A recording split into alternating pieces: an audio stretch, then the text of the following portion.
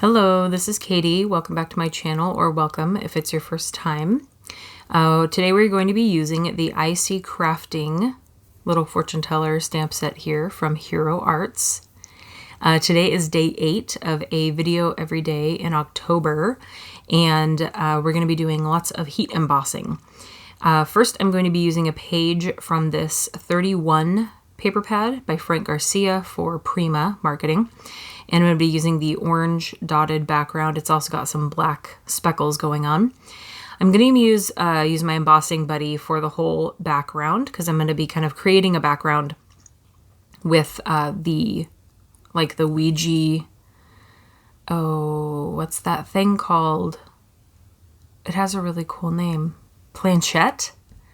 The Ouija board planchette, the thing that you move around. Pretty sure that's what it's called. I need to watch the Ouija movie again. That was really good. I'm going to be stamping that with the VersaFine Watermark ink, the clear ink for heat embossing, all over. And in the light, I can see where I've stamped. There are a couple times I kind of have to tilt my head to see, but the ink is there, so I can see where I've stamped and where I still need to stamp. I'm just trying to kind of randomly fill up the background. And so just turning it different ways, doing some off of the page and whole ones in the middle of the page, just kind of filling up a background. If you ever see me adjusting one of my rings, it's because I got this separate band, just a cheap one from Amazon, but it has a little black heart on it. I thought it was very fitting for October. And so I was trying to keep the heart centered. So if you see me doing that, that's what I'm doing. I'm just looking for the last few areas where I haven't stamped yet to fill them in. And then we're going to be embossing them with black. And what's kind of funny is after I pour the black powder over the whole paper, I forgot that there is already black like flecks all over this page amongst the orange dots. And I thought that my embossing powder, like my embossing buddy, didn't do its job. And I thought I had black powder everywhere. And I was like, what happened? But I realized that it was already on the paper and I just forgot that. So I'm just using this embossing powder I've had for 10 years and doing half and then doing the other half because I only have, this is a little jar, so I only have so much. I didn't want to pour out the whole thing. It's also easier to do half and half when you're doing kind of a whole card base. So I think I tried wiping away what was on the pattern paper before I realized it's on the pattern paper. So I'm going to tap the paper until all the excess is off and then put that back in the jar. And then get any of that off of my desk.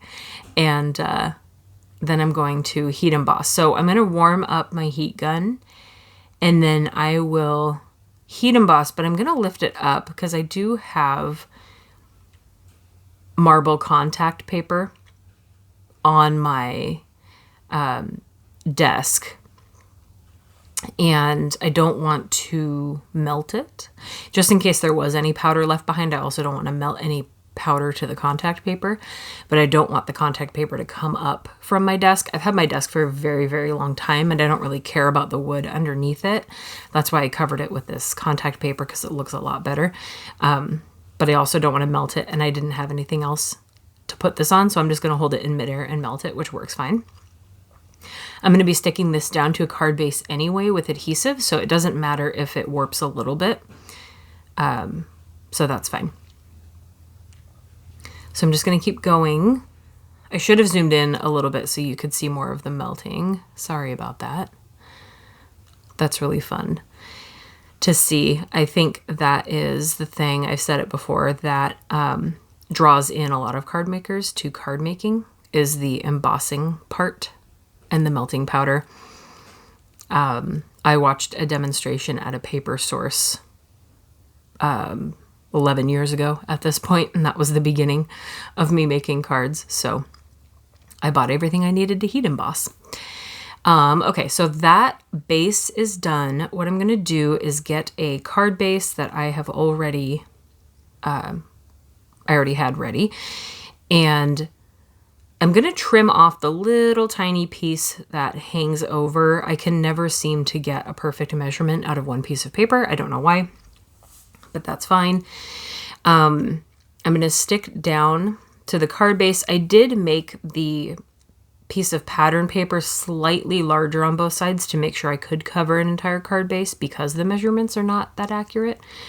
And so I'm going to put my adhesive on the card base rather than the paper because I don't want any adhesive hanging over. But it's okay if I have any paper hanging over the edges. You can kind of see there on the inside. So now I want to cut a panel. I actually thought of the rest of this card about halfway through making it. I'm going to cut down a panel with one of these wonky stitch rectangles from Cat Scrappiness. And I'm actually going to turn it the other way. Rather than horizontal, I'm going to go vertical because I want to fit the crystal ball and a sentiment in the same rectangle, but the next size up would have covered too much of the background, and I want some of the background I just made to poke out or peek out from behind. So I cut out the second biggest size, and I'm going to end up turning it horizontally. So we're going to do more heat embossing, but this time with white on black. And I'm going to use my embossing buddy over the whole thing. This little pouch prevents the embossing powder from sticking anywhere else except where you stamp the ink, the clear ink, so that you don't have random speckles everywhere. So I'm going to mount up on a block. I'm not using my Misty for any of these because this ink is so sticky that I don't need to do it twice. I'm usually using the Misty. For precision is one thing with my Pressure Pal as well. And so this ink may be a little squishy, but I definitely don't need to double stamp this because it's very inky. And this is a newer ink pad, and I think it has even more ink than normal.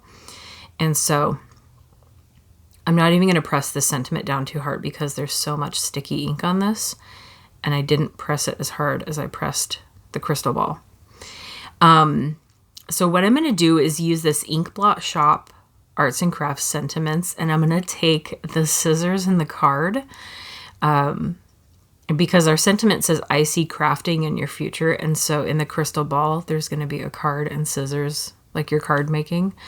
I thought it would be cute. So I'm kind of setting them so that they fit inside the crystal ball before I pick them up with my little baby acrylic block.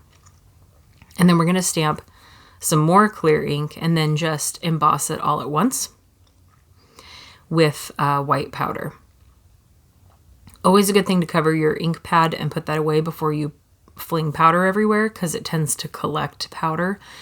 It's very sticky and it attracts it, so you'll end up with an ink pad full of embossing powder if you don't do that.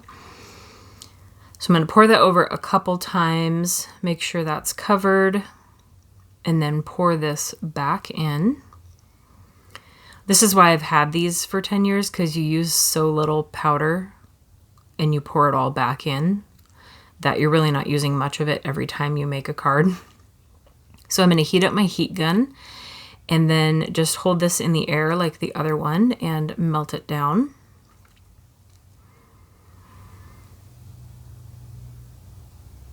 And I think I have other stamp sets that have like crafting items in them. I just can't remember. And this was the one I was thinking of. And those fit just fine in the crystal ball. So I thought that was cute.